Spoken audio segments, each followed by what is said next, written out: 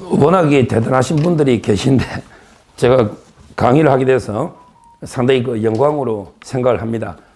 제가 방송을 하다 보니까 상당히 그 좀 보수 쪽에 자유우파 쪽에 있다 보니까 아마 생각이 다르신 분들도 있을 수도 있는데 혹시 근데 그 강의 끝나면 좀 토론을 통해서 생각이 또 다르다면 좀 좁힐 수 있는 이런 데 계기가 됐으면 좋겠습니다.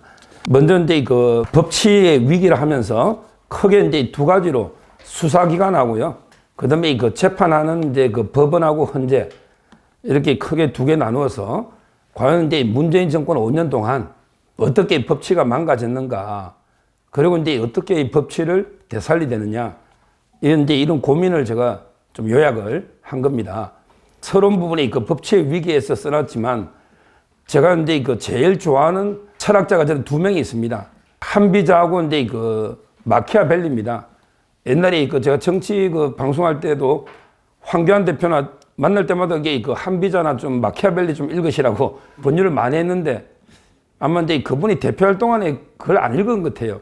너무 어떻게 보면 이게 좀 순진하고 이래서 이게 그 좀 정치적으로 지금 상당히 어려운 처지가 아닌가 이런 생각이 드는데, 한비자는 이제 그 뭐 법과 사상을 집대성한, 물론 이제 그때 법치하고 지금 이게 그 법치는 좀 다를 수는 있지만 기본 정신은 이제 똑같다 보기 때문에 제가 자주 책을 여러 번 읽고, 저는 이제 그 백가강단이라고 중국 학자들이 쓴 책이 좋더라고요. 우리나라에서는 이제 그 중국 고전을 제대로 좀 해설해낸 책이 상당히 드물고 그냥 사기 정도를 번역한 그 교수님이 있던데, 근데 중국에는 진짜 뛰어난 분들이 많아서 중국 책은 이게 번역을 하면 또 우리나라하고 문장이 매끄럽게 일본 책처럼 거의 똑같기 때문에 중국 책을 주로 많이 그 번역한 책을 봅니다. 그래서 이제 제가 딱 첫 문장을 법치의 위기에서 한비자의 한 구절을 따왔고, 이거는 이제 제가 상당히 그 방송에도 많이 인용합니다. 결국은 이제 그 영혼이 강한 나라도 없고 영혼이 약한 나라도 없다. 봉법 자강, 법을 받드는 자가 많고 강하면 나라가 이제 강해지고, 법을 받드는 자가 이제 그 약하면 나라는 이게 약해진다. 동서와 고금을 이제 불문하고 진리로 봅니다. 결국은 이제 그 법을 받드는 이런 이제 그 국민이 많아지면 그 나라는 이제 그 강해지는 거죠. 법치가 확립되면서. 근데 법을 무시하고 탈법, 무법, 떼법, 불법 이런 게 판치면 그 나라가 이게 어떻게 되겠습니까?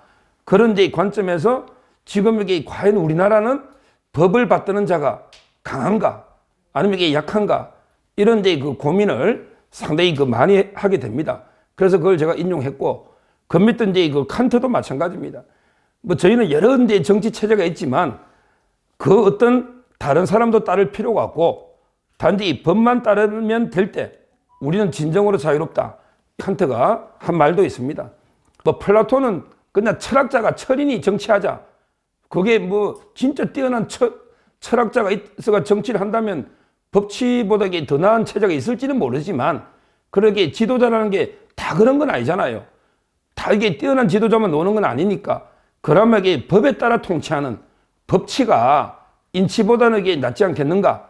이런 데 그 생각을 가지고 있습니다. 그래서 문재인 정권 5년 동안 상당히 무너졌다. 법치가 위기다. 이렇게 보는 걸 저는 한 세 가지 정도 크게 봅니다. 첫째는 이제 그 다수당의 입법 폭주. 완전히 입법이 검수완박부터 포함해서 다수당 민주당이잖아요. 이제까지 이런 게 입법 독재, 폭주가 없었거든요. 이런 식으로 법치를 훼손하는 악법을 이게 많이 만들고 있습니다. 이런 점에서 이제 그 법치가 위기를 맞고 있고, 그 다음에 우리 법원이나 헌재는 너무 이게 그 특정 편향, 예를 들어 이제 그 좀 좌편향이나 이쪽으로 이런 분들이 그 주류를 형성하다 보니까 과연 이게 판결이 공정하냐, 이런 데 그 문제의식이 있는 거고요. 그리고 이제 그 우리 그 민노총이라든지 이런 데 그 광장의 목소리, 법을 훼손하는 완전히 민노총 보면 이제 뭐 완전히 무법이고 떼법, 불법 이런 게 판치고 있지 않습니까? 이런 데 그 세력들에 의해서 상당히 고사 직전에 좀 위기에 처해 있다. 이런 데 문제의식을 저는 평소에 많이 가지고 있습니다. 그래서 이제 그 분야별로 과연 이게 어떻게 법치가 지금 이게 5년 동안 좀 이게 훼손되고 무너졌는지 좀 구체적으로 신뢰를 보면서 한번 살펴보고, 그리고 이제 어떻게 해야 되는지, 그 대안은 뭔지, 어떻게 개혁을 해야 되는지 이 점을 쭉 한번 살펴보도록 하겠습니다. 그래도 여기 계신 우리 또 자장 최고 어르신이 검사 출신이고, 아무래도 이게 국민의 피부에 와닿는 건 일단 수사기관입니다. 대부분 이게 고소고발은 수십만 건 있지 않습니까? 그 중에 재판으로 가는 거는 또 상당히 그 비율이 낮거든요. 아무래도 이게 국민들한테 가장 피부로 와닿는 거는 수사기관, 먼저 이제 그 검경, 공수처까지 수사기관을 쭉 한번 살펴보고, 그리고 이제 그 재판기관으로 이런 식으로 이제 그 순서로 기관마다 한번 이렇게 살펴보도록 하겠습니다. 그러면 이제 그 첫째 검찰과 경찰 관계인데, 바로 이제 그 검수완박, 검찰 수사권을 완전히 박탈한 이 법의 문제에 대해서는 보면요, 과연 이게 검수완박을 왜 했는가? 제가 보기에 검찰권이 가장 센 게 아마 조국 때일 겁니다. 조국 장관이 중앙지검의 특수부가 그때 아마 숫자가 제일 많은 걸로 제가 알고 있습니다. 뭐 제가 이제 그 검찰에 있은 건 아니지만 통계를 보면 중앙지검이 이제 그 전 세계에서 단일 지청으로서는 가장 이게 숫자가 많은 검찰청으로 제가 듣고 있고, 맞습니까? 그리고 이제 그때 지금 반부패부죠. 그때 박근혜 대통령, 이명박 대통령부터 얼마나 이게 우파 인사 때려잡았습니까? 그때 가장 비대해졌을 거예요. 검찰을 이용해서 이제 반대편 보수 인사를 이게 완전히 때려잡고 자기들이 수사를 당할 것 같으니까 이제 수사권을 완전히 박탈해버리는 이런 게 전형적인 저는 토사구팽이 아닌가 이래 보이고, 그러면 이게 본인들이 막아야 될 비리가 얼마나 많습니까?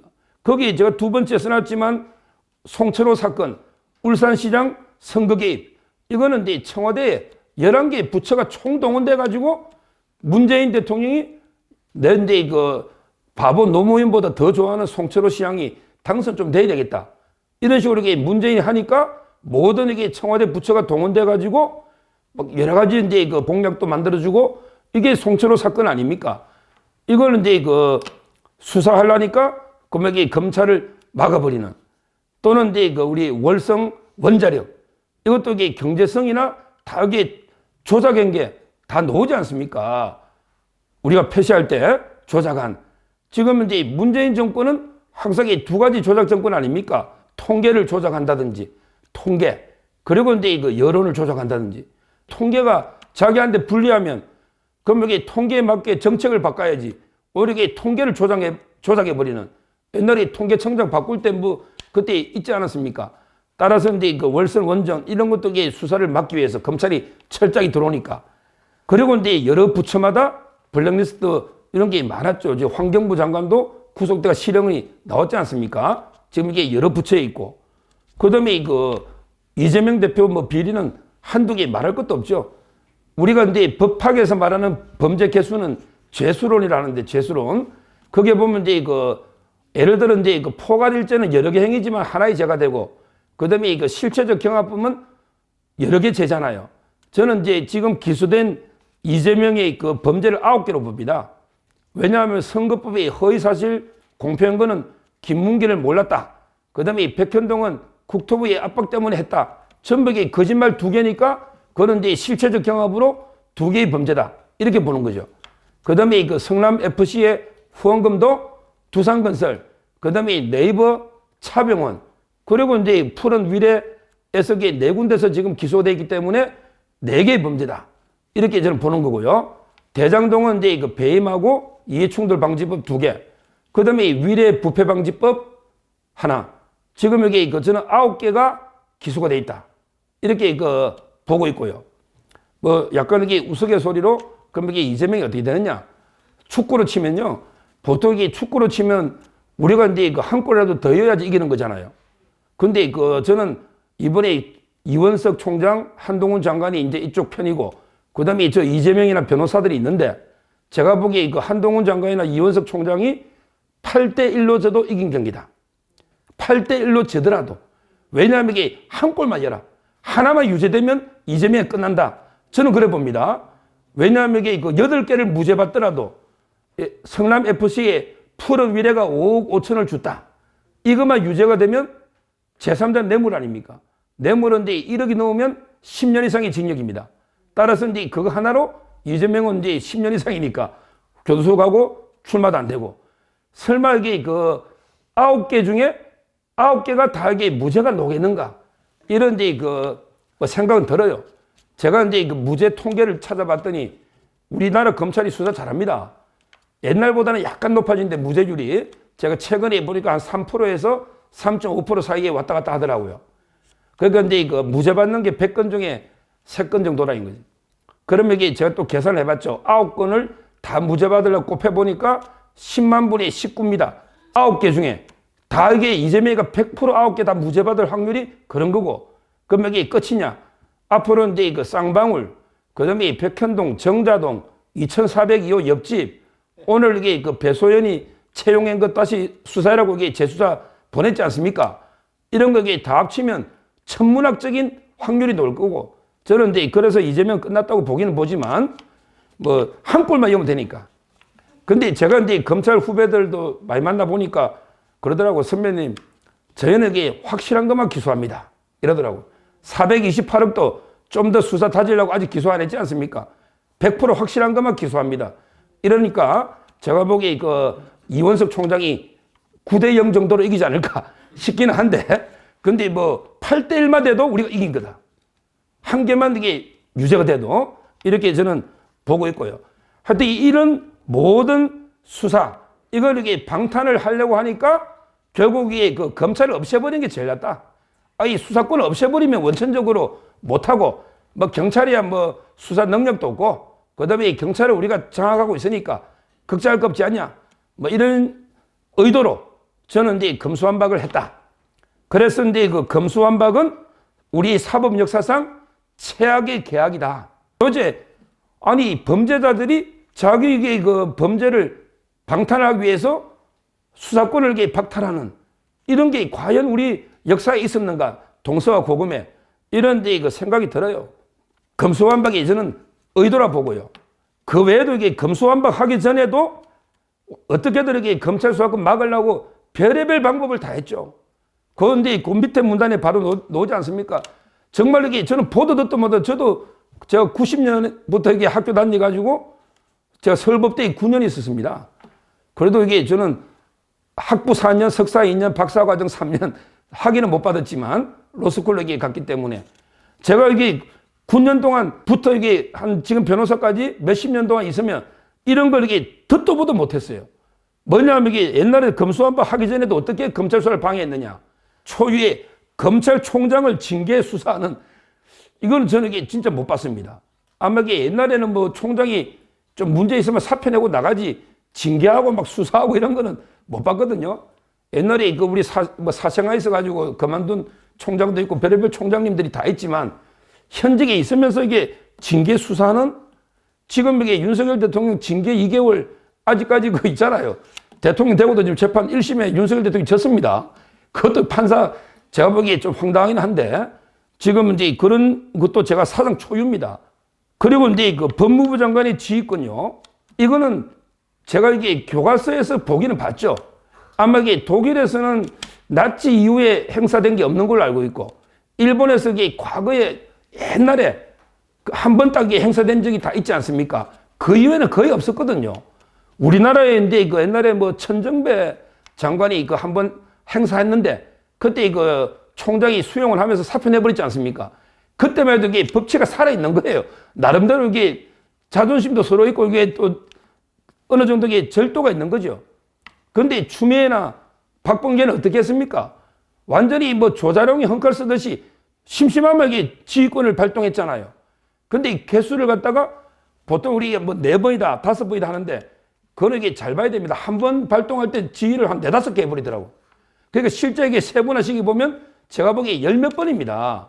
한 번 발동할 때 한 4-5개를 동시에 발동해버리는 거예요. 이런 식의 듣도 보도 못한 최소한으로 행사돼야 되고 지휘권 이게 이런 논의가 많잖아요. 검찰의 독립을 위해서. 근데 이걸 얼마나 이게 행사했습니까? 막기 위해서 수사를. 그리고 이제 그 수사팀을 아예 공중분해 시켜버린 이런 경우도 있었죠. 수사팀 자체를 아예 없애버리는 이런 식으로 모든 수단을 이렇게 동원해서 어떻게든 이렇게 우리 편 수사를 한번 막아보자. 이러다가 하다 안 되니까 아니 그냥 검수완박으로 수사권을 원천 박탈해 버리자. 이렇게 놓은 게 바로 이제 그 검수완박이 아닌가. 이런 이제 그 생각이 들고, 그래서 이제 그 밑에 법을 보면 줄여서 처음에는 이게 6대 범죄로 완박을 박탈했죠. 처음에는 이게 검찰 수사권을 줄이긴 줄였는데 조금 이게 일말의 양심이 있으니까 그래도 이게 6개 범죄로 줄이다가 나중에는 이게 완전히 거의 뭐 박탈해가지고 2개 범죄로 지금은 이제 그 부패하고 경제 이렇게 범위를 좁혀난 이게 지금 검수완박의 현실이다 이렇게 보이고요. 그래서 제가 도저히 이해가 안 되는 게 지금 이게 기존의 6대 범죄 중에 공직자 이런 것도 빠져 있고요. 그 다음에 선거는 공소시효가 6개월입니다. 근데 이걸 검찰이 해도 이게 6개월이면 촉박한데 언제 이게 경찰에 해서 검찰로 넘어오가 언제 합니까? 이런 걸 이게 선거를 빼면 국회의원들 부정선거하는 사람이 국회의원밖에 더 있습니까? 지방자치단체나 출마하는 사람이 일반 국민들한테 이게 무슨 이게 도움이 되는 겁니까? 선거도 이게 빼놔버리고 무엇보다 이게 대형 참사 있잖아요. 그래도 이게 옛날에는 뭐 삼풍백화점이 무너지면 그래도 이제 검찰하고 뭐 경찰 합동수사단 해가지고 초기에 어떻게 좀 잘 하잖아요. 근데 이번에 이태원 참사 보십시오. 경찰이 우왕좌왕하는데 아니 주범이 경찰서장, 용산서장이고 그 위에 서울청장이고 그 다음에 경찰청장인데 자기들에게 셀프 수사가 과연 이게 되겠습니까? 이게 과연 국민들한테 무슨 도움이 되느냐 말이지. 결국에 저는 민주당이나 문재인 정권에서 자기들에게 수사를 막기 위해서 전부 박탈한 게 아닌가 이렇게 보고요. 다만 이제 한동훈 장관이 하나 잘한 거는 있죠. 조금 살려놨습니다. 이거는 제가 보기에 민주당 국회의원들에게 좀 머리가 나빠가지고 법 만들 때 실수를 한 것 같아요. 원래 이게 법을 만들려면 이렇게 만들어야죠. 자기들이 제대로 하려면 뭐냐면 이렇게 만들어야죠. 부패, 경제, 범죄 중에서 시행령으로 정하는 거. 이래야 되는데 자기들에게 급하게 날치게 하다 보니까 부패, 경제 등 시행령으로 정하는. 우리가 이제 등이라는 거는 보통 예시 아닙니까? 뭐 부패나 경제 등 시행령을 더 좀 늘려봐라. 이런 게 의미 아니냐 이거지. 물리 해석을 하면. 물론 이제 뭐 상위법의 취지가 어쩌고 저쩌고 뭐 또 좌파 패널들은 떠들지만 그렇지만 이게 물리 해석을 해보면 등이라고 돼 있잖아. 중이라고 안 돼 있고. 따라서 이게 저는 한동훈 장관이 이제 뭐 약간의 입법 취지에는 좀 반할지는 모르지만 물리 해석을 이용해서 범위를 좀 넓힌 거는 그나마 이게 좀 다행이다. 그래서 지금 이게 그나마 이게 조폭이라든지 마약이라든지 또는 이제 위정이나 무고 정도는 수사할 수 있도록 조금 이게 시행령에 늘려놨거든요. 이걸 좌파들은 엄청나게 한동훈 장관을 공격하고 탄핵하려고 별의별 하는데 제가 이제 TV 나가면 방어를 이렇게 하죠. 야, 글자 한자가 얼마나 중요한지 내가 이게 설명을 해주겠다. 독일의 키러히만이라는 게 교수가 법학이 학문이냐 이런 이제 문제를 제기한 적이 있습니다. 법학은 학문이 아니다. 왜 그러냐? 국회에서 입법자가 단어 3개만 바꿔버리면 모든 도서관에 있는 법률책은 쓰레기가 된다. 이게 유명한 말입니다. 우리 법철학 시간에 나옵니다. 법학이 학문이냐? 예를 들어 강간죄가 그러면 언제 실형의 착수가 있고 언제 기소가 되느냐? 뭐 폭행해방만 있으면 되느냐? 아니면 이게 뭐 진짜 삽입을 해야 되느냐? 아니면 이게 옛날 책에 보니까 뭐 사정을 해야지 이게 기소, 말도 안 되는 학설들이 막 1설, 2설, 3설 나오지 않습니까? 옛날에는. 근데 그런 경우에 국회에서 강간에게 이런 죄다 딱 단어 하나만 바꿔버리면 완전히 틀려지는 거예요. 그리고 이게 우리가 예를 들어 이제 옛날에 뭐 하리수처럼 성전환 수술 받은 여자가 있다. 이 여자를 이게 강제로 하면 이게 강간이냐? 아니면 이게 강제추행이냐? 여자가 아니고 남자냐? 여자냐? 얼마나 이게 판례 학설이 싸웠습니까? 근데 국회에서 야, 강간은 여자일 필요 없어. 남자도 강간의 객체가 돼. 그 다음에 부부도 강간이 돼. 국회에서 단어 하나 바꿔버리면 분열하는 말을 빼버리면 전부 이게 강간 아닙니까? 그럼 여기 형법책 다 쓰레기통에 버려야지 뭐 어떻게 해요? 뭐 쓰레기통에 버리든지 헌책서점에 팔든지 헌책서점에 팔아도 누가 사겠습니까? 그거. 제가 보기에 이런 식으로 이게 입법자가 3단어만 바꾸면 이게 모든 도서관에 있는 법서는 쓰레기가 된다. 이게 유명한 화두인데 그래서 제가 좌파 패널들 보고 야 너게 덩이하고 중하고가 얼마나 이게 글자 한자가 중요한데 그걸 함부로 이야기하느냐. 결국 이 무는 물 해석이 제일 중요하지. 뭐 입법자의 취지고 저쩌고 그런 게 그 다음 문제고. 그렇게 저는 방어를 하는 거예요. 따라서 이제 지금 약간은 이게 범위가 넓어졌지만 그러나 이게 근본적으로는 검수완박이 돼 있는데 진짜 저는 국민의 이익을 고려할 때는 아무런 도움이 안 되는 오로지 범죄자들 정권 자기들 방어를 위해서 만든 법이지 이 검수완박법 때문에 일반 국민이 무슨 이게 혜택을 봅니까? 오히려 이게 부패가 판치면 피해만 이게 보는 게 아닌가 이런 식으로 이제 저는 보고요. 무엇보다 지금 이게 검수완박이 되면 검사는 이게 공소만 제기해라 수사는 경찰이 한다. 보통 이게 우리가 이제 서류만 가지고 그럼 이게 기소할지 안 할지 영장 철저한지 어떻게 판단합니까? 사람을 이게 눈빛만 딱 보면 저놈이 나쁜 놈이지 아닌지 대충 알잖아요. 우리 함성희 변호사처럼 훌륭한 분은 눈빛만 봐도 저놈이 돈 받은지 안 받은지 제가 알기로 우리 검사 역사상 제일 많이 잡아였다더라고 뇌물 받은 사람. 딱 이 수사를 해보고 대화를 해보고 이게 근데 이걸 가지고 서류만 가지고 경찰이 조서받은 거 보고 야 이놈이 이게 받았나 안 받았나 기소 여부를 어떻게 판단합니까? 이게 상적으로 말이 되느냐 이런 게 제가 주장을 써놨고요. OECD 나라 대부분 27개 대부분 나라가 도저히 검사 수사권을 박탈한 나라가 어디 있냐 이런 이제 문제 제기를 써놨습니다. 결국은 이제 윤석열 대통령이 갈파했잖아요. 검수완박이 되면 부패 완판이 된다. 그게 저는 진리라 봐요. 결국은 이제 검수완박이 되니까 부패가 완전히 판치는 부패 완판 이런 이제 우리 공화국이 돼버린 거다. 결국 이 검수완박은 뭐냐? 한마디로 저는 정의하면 검찰 죽이기를 통한 문재인 이재명 살리기다. 이렇게 정의합니다. 결국 이 문재인 수사가 지금 이게 문재인 빼고는 다 기소됐어요. 제가 보기에 비서실장 노영민, 그 다음에 뭐 안보실장 서훈이나 정의용, 그 다음에 뭐 박지원, 서욱 장관, 김홍희 해양청장 전부 이게 기소됐잖아요. 지금 이제 실장 중에는 임종석이나 한두 명 빼고 거의 다 기소가 됐습니다. 이제 문재인 혼자 남았거든요. 근데 그게 모든 사건의 주범은 문재인 대통령이 아닌가 이런 게 의혹이 있고 특히 사위 있잖아 서창호 사위는 타이 항공 있잖아 비행기에 빗자도 모르는 놈이 완전히 전무로 가가지고 월급하고 생활비하고 엄청 받아버렸지 않습니까? 이것도 지금 조사 들어가고 있잖아요. 따라서 이제 문재인도 살리는 게 필요하고 그 다음에 이재명도 살리야 되는 지금 수사가 워낙 많으니까. 그래서 저는 검수완박은 검찰 죽이기를 통한 문재인 이재명 살리기다. 이거는 이제 절대 중단돼야 되고 옛날에 연산군 저는 문재인 보고 문상군이라고 많이 하는데 옛날에 연산군도 자기 비판하는 옛날 검찰이 뭐 사헌부 여러 가지 기능이 있지만 똑같은 건 아니지만 사헌부의 기능도 있죠. 검찰이. 그러니까 근데 결국 자신의 비리를 감찰하니까 사헌부를 폐지한 연산군의 말로는 어떻게 됐습니까? 결국 그게 쫓겨났잖아요. 이런 게 반면교사로 좀 삼이 되는 게 아닌가. 검수완박이 돼서 이런 이제 생각이 듭니다. 자, 그 다음에 두 번째 검수완박 다음에 공수처.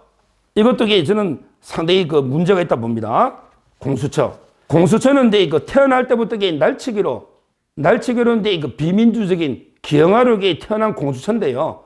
저는 만약에 이번에 총선에서 국민의힘이 승리한다면 반드시 공천을 폐지해가지고 역사의 뒤안길로 보내야 된다. 이런 이제 소신을 가지고 있습니다. 왜 문제냐? 한마디로 이게 민변 공수처입니다. 지금 이게 민변 출신이 아마 제일 많을 겁니다. 근데 민변하면 두 가지가 떠오르잖아요. 첫째는 이제 자편향이 돼 있고, 그 다음에 두 번째는 무능하다는 거죠. 왜냐하면 이게 민변 변호사 중에 검사 출신이 있습니까? 없잖아요. 수사를 해본 적이 없어요. 무능하고, 그 다음에 자편향된, 이게 바로 민변 공수처 아닙니까? 따라서 이제 현실 수사관들의 문제도 있고, 그리고 이게 논리적으로도요, 저는 이게 공처가 안 맞는 게, 도저히 공수처가 마음대로 이제 기소권, 수사권 다 가지는데, 이런 경우에 공수처가 마음대로 이게 폭주를 하면 누가 견제할 건지, 견제 기관이 없잖아요. 절대 권력은 절대 부패합니다. 따라서 이제 논리적으로 공처의 견제나 균형, 이런 이게 부분도 문제가 되고요. 무엇보다 이게 그 옥상 옥 아닙니까? 지금 이게 경찰, 검찰 다 있는데 굳이 이런 기관 하나 더 만들어서 과연 이게 무슨 역할을 하는가? 이런 이제 그 비효율성의 문제도 있고요. 제가 이제 공처의 문제를 찾아봤더니 예시를 들어놨잖아요. 예를 들어서 하니까 그 첫째 보면 이게 이성윤 황제조사 나오지 않습니까? 이성윤이가 서울 이제 그 중앙지검장도 하고 이제 고검장 뭐 다 했잖아요. 그때 이성윤 조사할 때 공수처에서 몰래 데려가려고 고속도로에서 그 차를 바깥치기 한 거 아닙니까?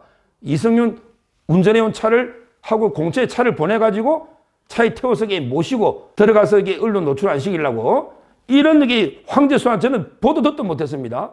대단한 게 대통령도 제가 이렇게 조사를 안 할 거예요. 도중에 그 차에서 바깥치기 해서 의존하는 황제 조사 이런 것들이 문제였고요.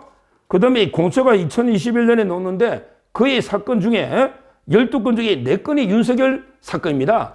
그 당시에는 이제 그 총장 윤석열 후보를 겨냥한 어떻게 사건의 3분의 1이 전부 이게 윤석열 대통령만 겨냥한 이게 과연 공정한 공처냐.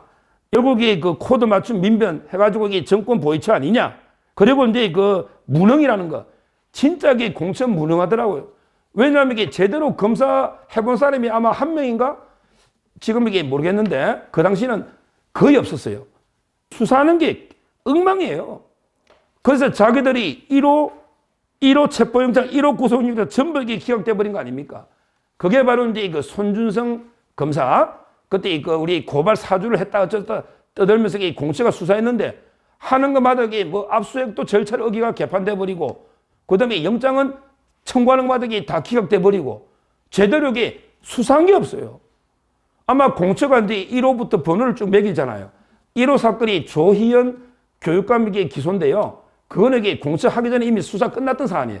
이미 다 수사 끝난 걸 공처가 받아 그냥 한 거고 실제 공수처가 제대로 이게 비리를 적발해가지고 제대로 이게 수사해가지고 구속시킨 이게 한 건에 있는가?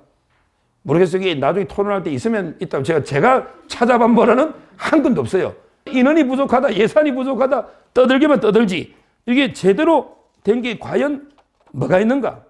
이런 데 그 생각이 듭니다. 그래서 결국은 그 수사 능력도 없고, 의지도 없고, 편향되고, 그 다음에 옥상 효율성도 없고, 이런 게 공수처. 저는 이게 계속 유지할 필요 있나? 이런 데 생각이 들어요. 뭐 공수처장이 옛날에 뭐 울분을 토하면서 뭐 눈물까지 흘려가면서 찬송가를 부르는지 뭐 불러서 하면서 자꾸 예산 달라 뭐 달라 타령하는데 제가 보기에 원천적으로 좀 어렵지 않을까. 저는 결국에 그 폐지가 답이다. 공처는 이런 데 그 개인적 소신을 물론 여기 뭐 다른 생각 가지신 분도 있고 저도 이게 뭣도 모르고 옛날에 제가 중앙일보에 그 위원하면서 뭐 법조 개혁 이런 위원을 했는데 초창기에는 이게 야 공처 이거 도입하면 이게 좀 되겠네. 지금 여기 검찰이 너무 권한이 비대하니까 좀 한번 해보자. 이런 생각도 초창기에 했는데 그 이후에 운영 과정이나 실태 이 모든 걸 종합해 보니까 야 이런 기관을 해서 예산을 이만큼 써야 되나 이런 이제 그 회의가 들고요. 얼마든지 저는 이게 그 공처 없어도 할 수 있다 제대로 이렇게 봅니다. 자 그다음에 그 세 번째 경찰 문제. 경찰이요 엄청나게 외관상은 비대해진 겁니다. 이것도 좀 심각한 문제예요. 우리가 이제 보통 제가 경찰행정법을 강의했거든요. 대학에서. 그때 보면 그 경찰이 우리 옛날에 18세기, 19세기 뭐 경찰국가, 야경국가 할 때 그때 상당히 그 모든 게 경찰이었거든요. 비대했는데 지금 이게 그 경찰이 관할하는 게 그 제가 찾아본 거는 현재 그 88개 엄청나게 거의 경찰권이 안 미치는 이런 게 법령이 없고요. 실제 이제 그 검찰은 법무부가 이게 문민 통제를 하죠. 법무부하고 이게 검찰은 아주 통제를 합니다. 검찰국에서 인사도 하고 자기 예산도 다 하잖아요. 그런데 경찰은 아예 옛날에 내무부에 거의 하나의 뭐 외청으로 독립하고 나서는 아예 통제가 안 돼요. 제가 보기에 이번에 이상민 장관이 경찰국 하나 만든다고 얼마나 경찰이 쿠데타에 줄할 정도로 난리 쳤습니까? 지금 이게 완전히 경찰은 거의 뭐 독립되다시피 한 통제가 검찰보다 더 안 되는 이런 게 무소불위의 법률상으로 보면 이런 게 권한으로 가버렸고요. 그리고 이제 그 자기들에게 그러면 경찰권을 분산시키겠다. 경찰권을 이게 나누기 위해서 이제 뭐 자치경찰도 만들어 보겠다. 그 다음에 국가수사본부를 따로 국수본을 만들겠다. 이런 식으로 이게 별 쇼를 하지만 제가 보기에 이 모든 게 경찰청장이 다 지휘하에 가 있습니다. 국수본이 2인자를 하지만 청장이 지휘를 안 받을 수는 없죠. 여러 가지 수사에서는 독립되어 있는지 모르지만 그러기에 또 행정은 다르기 때문에 국수본이나 자치경찰 이게 지금 제대로 되고 있습니까? 안 되고 있잖아요. 결국에 저는 공룡경찰 이런 이제 경찰공화국의 문제 이거는 이게 여전하다 봐요. 결국에 꼼 잡는 게 매라고 경찰은요 검찰이 통제해야 됩니다. 저는 제가 보기 그 외에는 방법이 없다 봐요. 왜? 경찰보다 법을 잘하는 거는 확실하게 더 실력이 있는 거는 검찰밖에 없거든요. 검사들이 고시 붙고 아니 구급시험도 검찰 구급시험이 경찰 순경시험보다는 수준이 높잖아요. 딱 깨놓고 다 문제도 어렵잖아요. 학생들 수준도 높잖아요. 결국 이 수준이 높아야지 통제가 되는 거 아닙니까? 지금 이게 아니 경찰을 통제할 수 있는 게 검찰밖에 없단 말이에요. 근데 지금 검수완박부터 아까 이게 통제권, 지휘권을 대폭이 없애놔가지고 요즘 이게 뭐 완전히 뭐 경찰하고 검찰이 대등하다 어쩌고 저쩌고 경찰이 떠들고 있는데 이러면 이게 과연 국민의 그래서 이게 우리 법은 영미법계하고 대륙법계 중에 대륙법계 모델 아닙니까? 아니 대륙법계 프랑스, 독일 어느 나라든지 검찰이 경찰을 통제 안 하는 이런 게 나라가 어디냐 말이에요. 이 말이 안 되는 기형적인 거죠. 이런 식으로 지금 여기 문재인 정권은 이상하게 검찰에 대해서는 철천지 원한이 있는 것 같아. 노무현도 검찰 때문에 죽었다 어쩌고 저쩌고. 근데 우리 책선 이인규 부장님 해고록 보니까 오히려 이게 문재인이가 변호도 안 하고 아무것도 안 하고 뭐 있었다. 이런 데 글도 있고요. 그리고 이게 돈 받은 건 사실이잖아요. 시계도 이게 뭐 받아가고 그때 이 부장 쪽팔리니까 시계는 뺍시다. 뭐 이런 이제 녹음된 것도 영구 보존돼 있지 않습니까? 지금 여기 검찰이 노무현 대통령이 죽인 게 아니에요. 근데 이상하게 문재인은 그런 게 검찰에 대한 아주 개인적인 원한이 있는 것 같아요. 그러니까 이제 어떻게든 검찰을 죽이고 그 다음에 또 정치적으로 보면 표는 또 경찰이 많아요. 아무래도 검찰이야 뭐 많아봤자 1만 가족 정도 아닙니까? 검사들 한 2천 초반 2천 뭐 1, 200 될 거고요. 그 다음에 수사관들 해도 한 10,000명 된다면 경찰은 이게 보통 12, 3만 뭐 10만이 훨씬 넘잖아요. 그러니까 이제 또 좌파들 표 계산도 잘해. 경찰이 표도 되고 그 다음에 검찰하고는 그런 또 원한 관계가 있으니 이렇게 하는데 과연 이게 맞는가? 사법체계에 이런 이제 생각이 듭니다. 이게 이제 공룡경찰 통제 문제고요. 그 다음에 지금 제일 이게 불만이에요. 우리가 이제 이 고소해 보면 가장 이게 문제가 경찰이 넉장 수사 문제하고요. 그 다음에 부실 수사. 이게 뭐 좀 전문적인 거는 고소하면요. 고소하면 이게 경찰이 워낙 전문성이 부족하다 보니까 제대로 이게 수사를 할 수가 없어요. 이게 이제 전문성 부족을 하는 이게 부실 수사 문제. 그리고 이제 아무래도 이게 넉장 뭐 물론 이제 자기들은 업무량이 많다 이런 게 핑계도 되지만 수사 실력도 없는 거죠. 실력도 없고 그다음에 업무량이 많은 것도 맞고 이러다 보니까 이게 넉장 수사 이 불만이 완전히 요즘 이게 고소인들은 다 선량한 사람입니다. 피고소인은 나쁜 놈이죠. 사기꾼들이 피고소인이고 고소인은 다 이게 피해봤으니까 고소하는 거 아닙니까? 그게 선량한 국민이에요. 그럼 이게 고소인은 빨리 수사해가지고 빨리 이게 나쁜 놈 처벌해줘야지. 뭐 돈도 합의금도 좀 받고 이래 할 거 아닙니까? 이런데 수사가 진행이 안 되는 거예요. 이런데 큰 문제예요. 제가 보기에 일단 국수본부장부터 수사력이 많이 떨어집니다. 그러니까 이제 오죽하면 윤석열 대통령이 야 그래도 이게 국수본부장은 검사 출신 중에 좀 제대로 수사할 줄 아는 사람 보내서 좀 이게 경찰도 수사권 좀 실력 좀 향상시켜 보자. 이래가지고 이게 정순신 이분을 이렇게 내정했는데 뭐 이게 학폭인지 뭔지 그 때문에 완전히 낙마해버렸지 않습니까? 뭐 제가 보기에 좀 상당히 왜곡된 억울한 점도 이게 이분이 많다. 저는 이제 그렇게 보는데요. 그러다 보니까 이게 또 경찰 출신 우종수 이런 사람에게 임명해놨는데 우종수요. 제가 내부에도 들어봤더니 야, 이 사람에게 수사해 본 적이 언제 있냐? 노잖아요. 경찰청의 수사부장이면 이게 최고 간부 때입니다. 이때 한 번 하고 그전에는 수사한 적이 한 번도 없어요.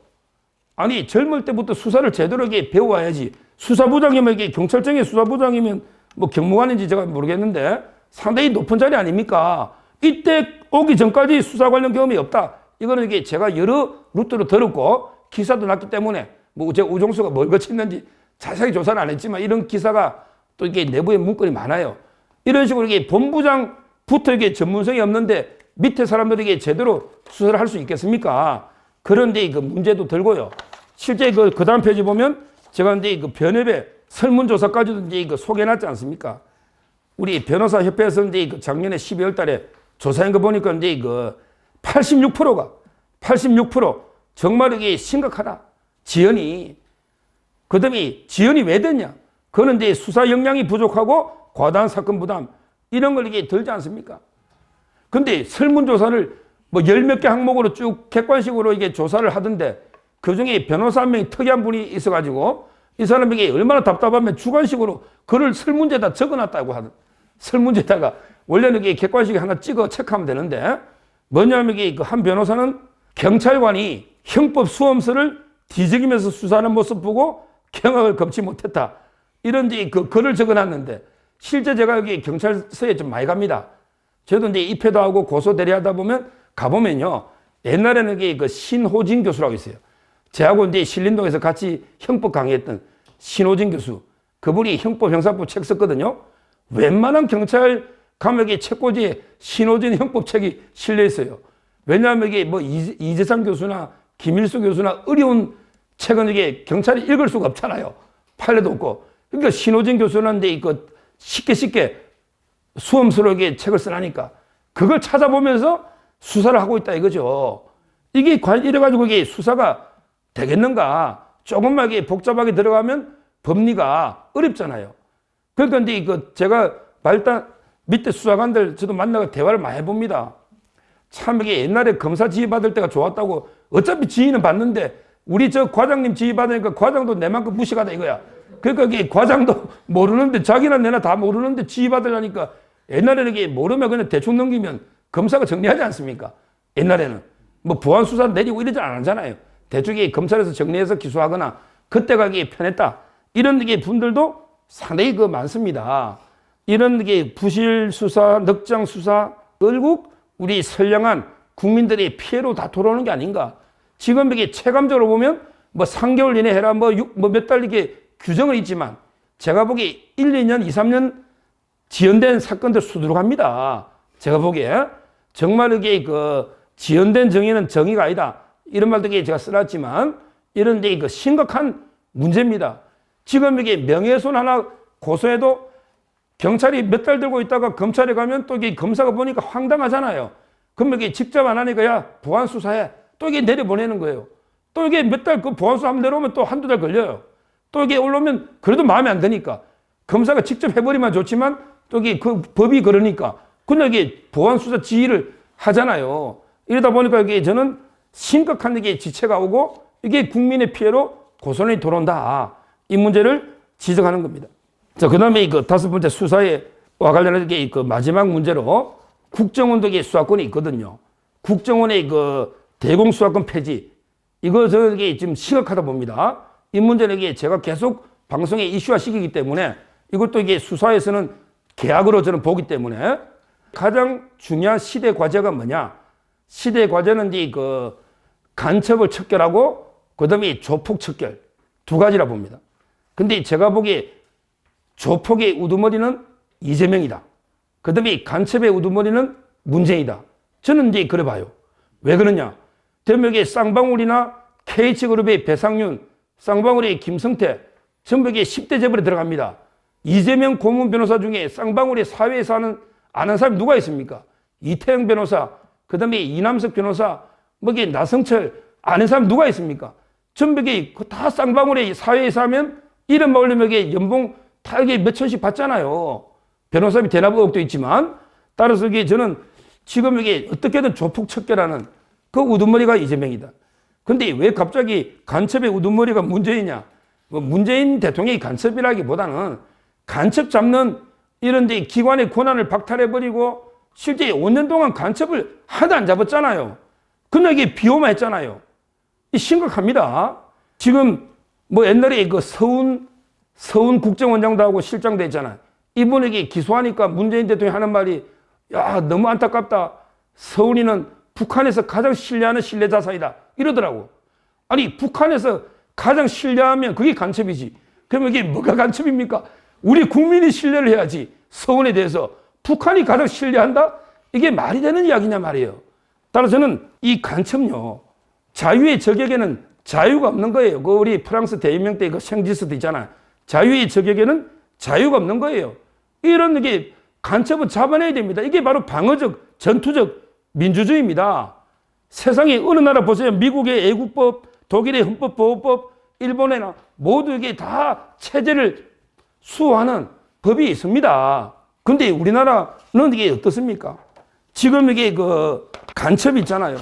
간첩은 이제 그 예를 들어 쥐새끼 한번 비유를 해보면 쥐가 백현무기 가도 잡아야죠. 간첩도 이게 잡아야 되잖아요. 그러면 이게 쥐를 잡을 때 굳이 뭐 우리가 이제 그 백묘 흰 고양이만 풀 필요는 없죠. 뭐 쥐를 잡을 때 흰 고양이도 좀 풀고 그다음에 검은 고양이 니 잘 잡으면 니도 한번 잡아봐라. 그다음에 청묘 푸른 고양이 있으면 니도 한번 잡아봐라. 황묘 있으면 니도 잡고. 간첩 쥐 잡는 고양이는 많으면 많을수록 좋은 겁니다. 그러면 이게 다른 고양이에 놓치도 다른 고양이 또 잡을 거 아니에요. 근데 저는 간첩 잡는 기관은 많으면 많을수록 좋다. 이게 가외성이랍니다. 리던던시, 가외성. 진짜 중요한 부분은 중복되더라도 효율성보다 이게 중복되더라도 그게 더 튼튼하게 막으려면 우리가 이게 브레이크도 2개, 3개 있으면 응급상황에 이 브레이크 고장나도 다른 브레이크로 잡잖아요. 이런 게 가외성입니다. 지금 간첩이라는 쥐새끼는 제가 보기에 그래도 국정원이 제일 잘 잡아요. 그 다음에 검찰이 잘 잡습니다. 아니, 경찰이 간첩을 잡는다? 이게 지나가는 이게 진짜 개가, 쥐새끼가 웃지, 쥐새끼가 이게 웃을 일이에요. 어떻게 경찰이 이게 간첩을 잡는다? 간첩 하나 잡으려면 이게 엄청나게 오래 걸립니다. 그 노자나 통진당의 로 조직 내라는 모는 3년간의 내사와 감찰을 거쳐 근거했고 일진의 9년간의 추적조사. 무하마드 깐슈는 이게 제가 책은 참 이 사람 책 많이 읽고 좋아합니다. 정수일인가 그분이 깐슈죠. 그분 이게 책은 잘 써요. 제가 이게 그분 책은 안 읽은 게 없어요. 뭐 책이야 읽을 수 있죠. 뭐 지피지기면 100점 볼 테니까 신영복 책도 그렇고 책이야 읽을 수 있지. 근데 이런 분들에게 그 15년간 이런데 경찰이 한 2, 3년 있다가 야 틈만하게 승진되는 부서로 보내줘 옹기가 이런 게 경찰이 과연 이게 간첩을 잡을 수 있냐? 이런 데 이거 회의가 드는 거죠. 국정원 요원에게 몇십 년 동안 그 분야에만 하는 거고 더군다나 이게 간첩은 전부 이게 국제조직과 연계되어 있잖아요. 우리 이번에 보면 전부 뭐 어디 베트남이다 어디 다 외국으로 들어오면 해외 정보망이 경찰이 있습니까? 국정원밖에 없잖아요. 이러면 이게 간첩을 잡지 말라는 거하고 똑같은 게 아니냐. 저는 이제 이런 생각이 들고 요즘 여기 간첩 지령 보세요. 무시무시합니다. 이번에 그 청주 간첩단 보니까 야 일본의 그 후쿠시마 그 방수 있잖아요. 오염수 요거 이게 방출하면 빨리 이게 그 바다에 뭐 괴물 물고기가 나오고 뭐 임신부가 애남에게 기형하고 나오고 이런 게 빨리 계단 퍼뜨리라. 이런 게 지시가 다 이게 구체적으로 증거로 나오지 않습니까? 저도 이게 진짜 그런 줄 알았어요. 저는 일본이 가까우니까 오염수 하면 이게 바로 우리나라가 제일 먼저 가까우니까 와가 피해인 줄 알았더니 제가 이제 그 자세하게 논문들 찾아봤더니 일본이 동해 쪽으로 방출하면 일본 어민들이 첫째 피해보죠. 그리고 이게 해류 따라 도는데 미국을 거쳐가더만요. 미국을. 그 다음에 적도로 쭉 와요. 그리고 이게 중국을 거쳐서 마지막 동해로 오는. 그러니까 우리한테 오는 데는 이게 최단 220일부터 1년 이상. 이런 겁니다. 그러면 이게 진짜 그게 위험하면 일본 정부가 그런 정부입니까? 자기 어민들이 피해보는데 방출하겠어요? 그 다음에 미국은 가만히 있고 뭐 적도 나라 가만히 있고 특히 중국이 가만히 있겠냐고. 우리보다 먼저 오는데 그거 아니잖아요. 그런데도 이게 간첩들은 온갖 이게 옛날에 광우병 괴담. 저는 역사의 고비고비마다 이런 데 북한의 지령이나 간첩들의 여론 조작 이런 게 있었다고 봐요. 이자들이 이게 민노총 움직이고 민노총이 민주당 움직이고 이런 식으로 이게 했다 보거든요. 노무현 때 효순이 미선이 사건인가 있잖아요. 완전히 미군 그 교통사고입니다. 교통사고예요. 근데 이걸 엄청나게 반미 감정을 해가지고 이거 아니었으면 이게 노무현이가 대통령 됐겠느냐고. 여기에 과연 북한의 공작, 간첩 공작이나 이런 건 이게 없었는가? 이런 데 그 생각이 들고, 세월호 때는 이게 없었는가? 박근혜 대 탄핵 때는 과연 이게 북한이 박근혜 뭐 탄핵되든 말든 가만히 보고만 있었는가? 공작이 없었는가? 간첩이 얼마나 게 많습니까? 옛날에 동독 보니까 아예 뭐 수상의 그 핵심 참모도 옛날에 그 빌리 브란트입니까? 그 동방정책 핵심 이게 참모도 있고, 그 다음에 그 베트남에는 옛날에 대선 후보도 간첩이었어요. 대선 후보도. 그 다음에 우리나라도 조봉암 자국에 억울하게 사법살인 당했다는데 요즘 이게 러시아 기밀 문서 해제된 거 보니까 러시아 돈 다 받아왔지 않습니까? 조봉암. 과연 이게 진짜 간첩이 아닌지 그렇게 따져봐야 되는 거예요. 저는 진짜 이게 지금 많이 저는 활보하고 있다. 잡는 게 없다 보니까 우리가 저희 어릴 때는요. 간첩에게 엄청나게 잡자해가지고 해마다 이게 표도 만들고 포스터도 만들고 이렇게 했거든요. 경각심을. 그래서 제가 이제 그 초등학교 때 기억나는 게 그 전국 대상 받은 표가 뭐냐 하면 우리 보통 하는 거는 이제 뭐 앞에 가는 저 사람 간첩인가 다시 보자 뭐 이런 거 아닙니까? 근데 그에 제가 어릴 때 1등은요. 사랑하는 사람도 알고 보니 간첩. 이게 그 최우상에 사랑하는 사람도 알고 보니 간첩. 이렇게 그만큼 경각심을 가지고 옛날에는 그랬는데 지금 이게 어떻게 됐냐면 간첩 천국이 돼버린 이런 데 문제가 있고 이게 바로 국정원의 대공수사권이 폐지되고 지금 여기 경찰은 전혀 준비도 안 돼 있고 이런 게 심각한 체제 위기 상황이다. 따라서 저는 윤석열 대통령이 이런 걸 알아야 됩니다. 왜 국정원이 간첩 못 잡게 해야 됩니까? 그 이유가 뭐냐 말이에요. 일반 국민의 안전이 중요하지 국가의 체제 수호가 중요하지 그 간첩의 인권도 물론 중요하겠지만 오히려 이제 저는 검찰이나 국정원이 주도적으로 그 간첩 수사를 하고 그 다음에 경찰은 보조 역할 어차피 이게 같이 해야 되니까 이렇게 협조를 해서 모든 수사기관이 간첩은 다 잡을 수 있도록 이래야지 왜 경찰만 잡도록 하느냐 이런 게 문제 제기를 하는 겁니다. 자, 여기까지 그 수사기관에 대해서 제가 4가지 검찰, 그 다음에 공수처, 경찰, 그 다음에 국정원 말씀드렸고요. 그 다음에 그 법원하고요.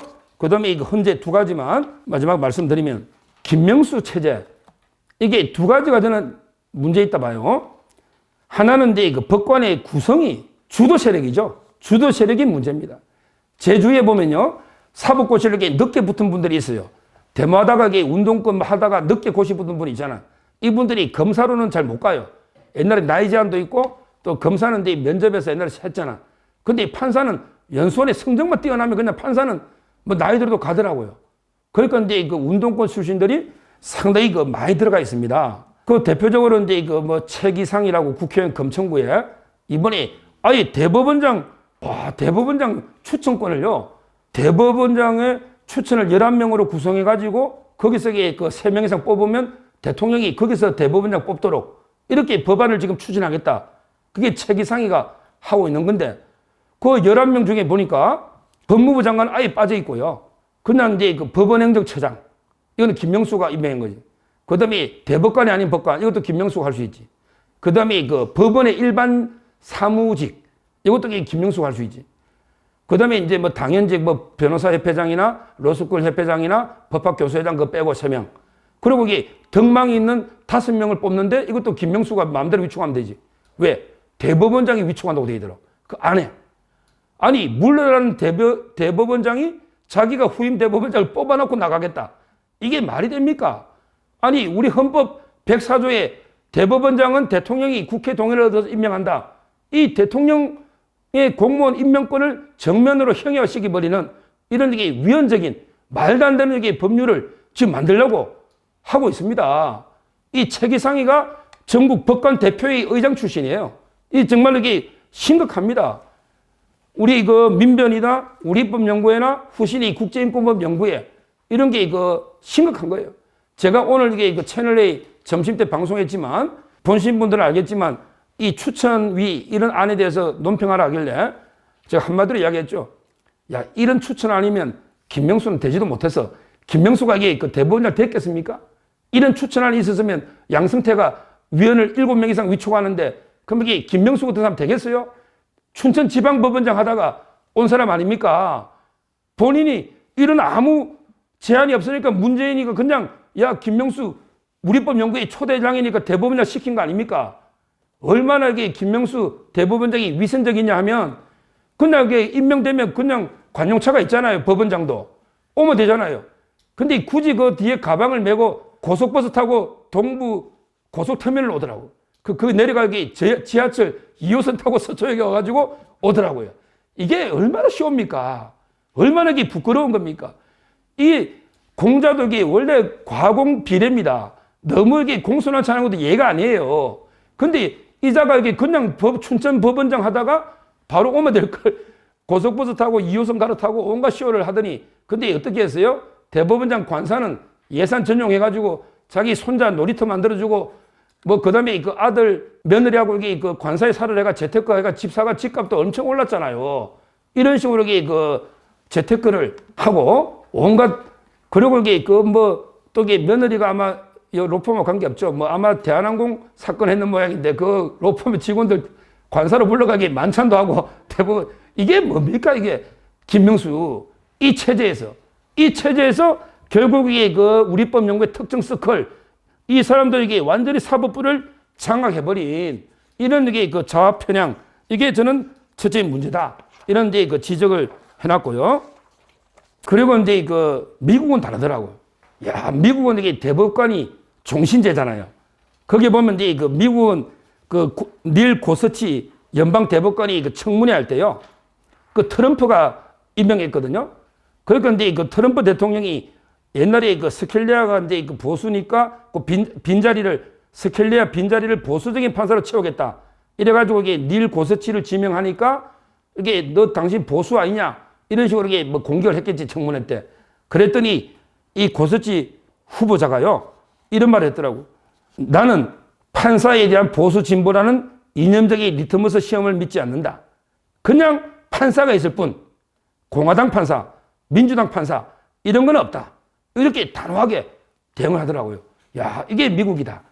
근데 우리나라 판사는 대충 이게 저 성향을 보면 서클, 어디 서클이냐, 또 이게 어느 특정 지역이냐, 어느 고등학교냐, 대충 보면 이게, 이게 좌파다, 우파다, 대충 이게 놓아버리지 않습니까?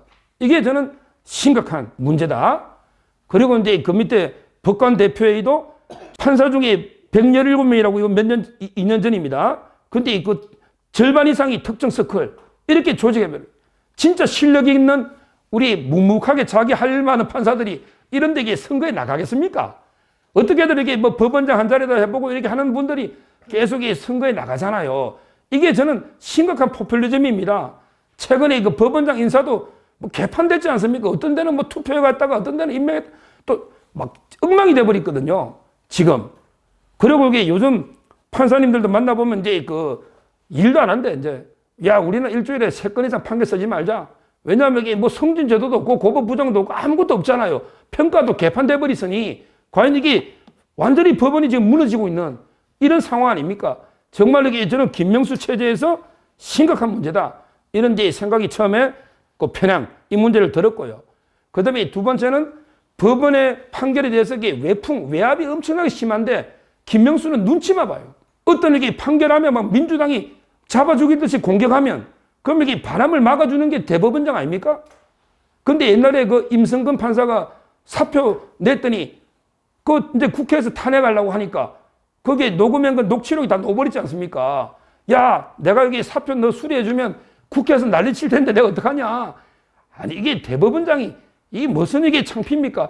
국회에서 난리 칠까 싶으면 겁이 나가지고 사표 수리도 안 해주고. 근데 거짓말로 또 써냈잖아. 그런 적이 없다고. 거짓말로 이게 허위 공문서를 작성한 거예요. 김명수에게 저는 수사받고 이게 재판받아야 된다. 그래 될 겁니다. 이렇게 보이고요.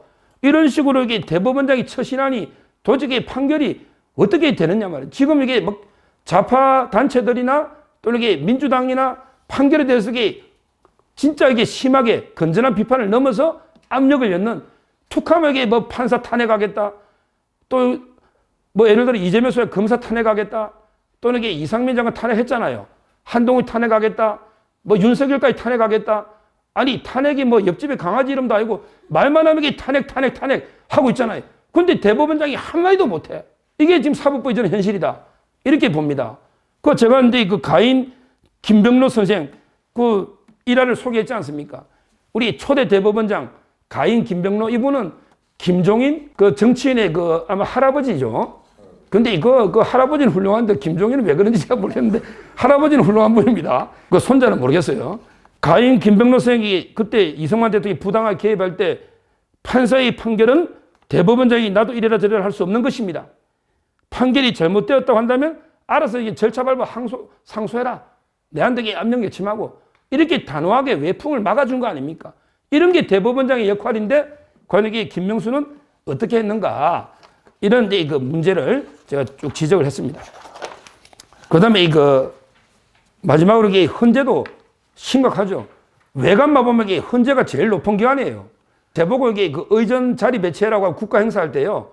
저는 이게 제가 정권에 있다면 제일 높은 데다가 헌재 재판소장 자리 하나 딱 앉혀놓고 그 밑에 이제 대통령 그리고 이제 뭐 국회의장, 총리 뭐 이런 식으로. 왜냐하면 이게 법상으로 보면 이게 무시무시한 권한입니다. 모든 권한을 다 가진 게 헌법재판소입니다.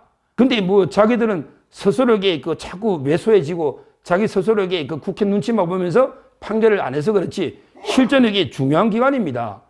근데 저는 문재인 대통령이 결국 이게 주류 세력 교체 이게 꿈이었고 그 중에 바로 이제 헌법재판소 권력을 교체한 게 박근혜 대통령 탄핵 때문에 8명을 이게 본인이 임명한 거예요.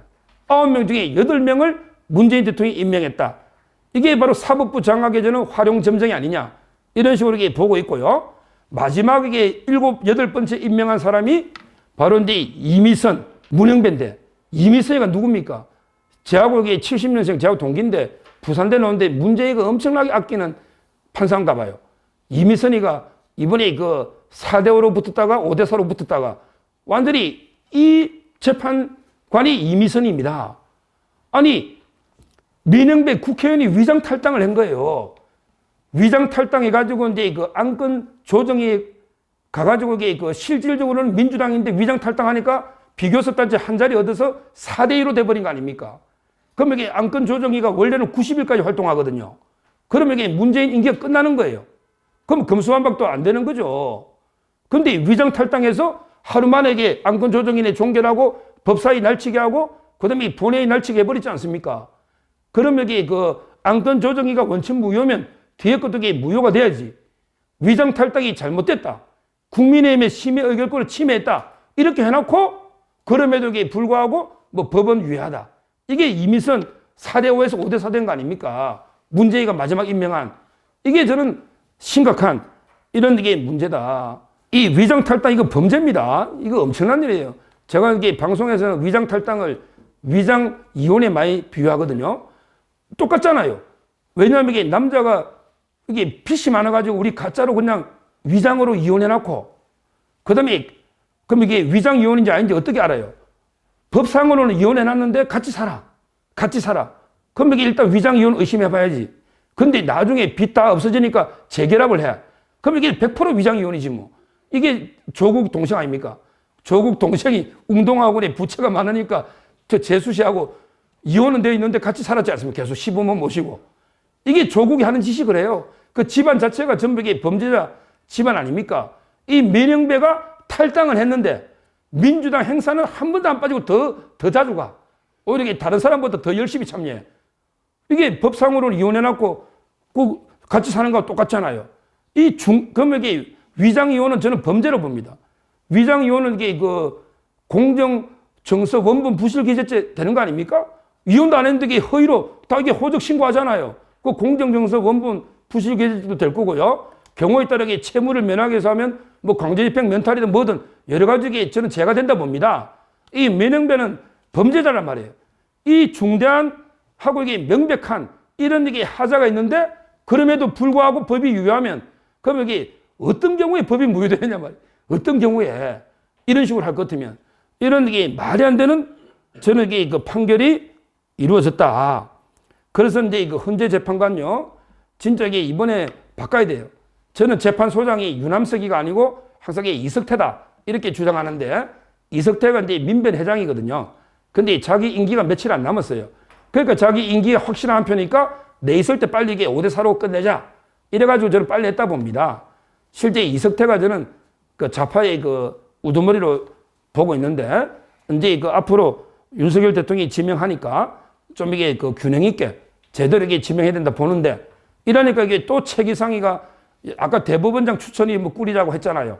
그것처럼 이게 그 헌재 소장도 뭐 또 추천이 구성하자 이런 게 말도 안 되는 자기들이 할 때는 이게 마음대로 이렇게 8명 임명해놓고 윤석열 대통령이 이제 한 번 임명하려니까 임명권 뺏어버리는 이런 게 정말 심각한 내로남불 이런 게 행위를 하고 있는 거죠. 각 개별 기관별로 다 봤고요. 마지막으로 이제 그 제가 2가지 꼭 하고 싶은 이야기는요. 제가 이제 그 법치를 쭉 이래 보면서 독일의 그 예링 있잖아요. 예링. 결국에 그 법이라는 거는 저는 칼하고 저울이라 봐요. 서양에서는. 우리 정의 여신상도 한 손에 칼하고 한 손에 저울을 들고 두 눈은 감고 있죠. 자고우면하면 안 되니까. 이게 보통의 정의 여신상이 보통. 근데 그 예링이 뭐냐면 이게 그 저울이 없는 칼 있잖아요. 저울이 없는 칼만 막 휘두르면 야만적인 그 폭력이죠, 폭력. 그리고 이게 칼이 없으면 이거는 이제 법이 무기력한 거고 아무것도 못하죠. 항상 이 저울과 칼이 균형을, 조화를 이루어야만 이게 그 법이 제대로 작동하는 건데 그동안 이게 문재인 정권 5년 동안에 보면 완전히 그냥 뭐 저울은 고장이 나가 아예 그 잴 수가 없어. 무게를 잴 수가 없어. 저울이 고장이 나 있으니까 아예 잴 수가 없어요. 칼은 양날의 칼이야. 한쪽에는 예리하게 갈아나고 한쪽은 무뎌. 그리고 자기 편을 칠 때는 무딘 걸로 치니까 치집니까? 근데 상대를 칠 때는 예리한 부분으로 치는 거죠.